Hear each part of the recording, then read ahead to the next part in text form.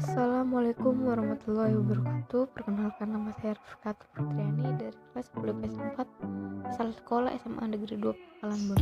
Di sini saya akan mempresentasikan tentang masalah air tanah. Yang pertama, pengertian air tanah. Air tanah adalah air yang berada pada lapisan di bawah permukaan tanah. Kedalaman air tanah di tiap tempat tidak sama, karena dipengaruhi oleh tebal atau tipisnya lapisan permukaan di atasnya dan kedudukan lapisan air tanah tersebut.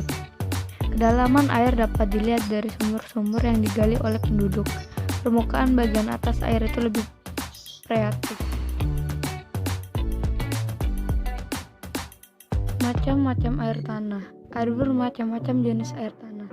Pertama, menurut letaknya, air tanah dapat dibedakan menjadi dua, yaitu air tanah permukaan dan air tanah dalam. Air tanah permukaan adalah air tanah yang terdapat di atas lapisan tanah atau batuan yang tidak tembus air. Contohnya, air yang ada di sumur-sumur, sungai, danau, dan rawa, termasuk jenis ini. Yang kedua, air tanah dalam adalah air tanah yang terdapat di bawah lapisan tanah atau batuan yang tidak tembus air. Yang ketiga, manfaat air tanah. Manfaat air tanah yang pertama adalah untuk kebutuhan rumah tangga, seperti untuk mandi, mencuci, memasak, dan sebagai air minum. Yang kedua, irigasi, yaitu untuk sumber air bagi pertanian. Yang ketiga, perindustrian, yaitu dimanfaatkan sebagai sumber air industri. Yang keempat, merupakan bagian yang penting dalam siklus hidrologi. Yang kelima, merupakan penyedia air bersih secara alami. Yang keenam, untuk menyediakan air bagi hewan dan tumbuhan. Yang keempat, pencegahan agar air tanah tetap lestari. Hal-hal yang perlu dicegah agar air tetap lestari: yang pertama, penggunaan air tanah yang berlebihan. Dua, kepadatan penduduk atau permukiman yang berlebihan.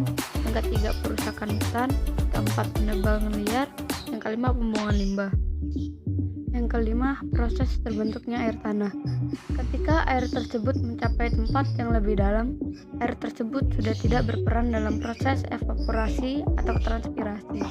Keadaan tersebut menyebabkan terbentuknya wilayah jenuh di bawah permukaan tanah yang dikenal dengan sebutan air tanah. Yang keenam, asal air tanah. Air tanah berasal dari air hujan yang meresap melalui berbagai media peresapan. Antara lain, yang pertama, rongga-rongga dalam tanah akibat pencairan berbagai kristal yang membeku pada musim dingin.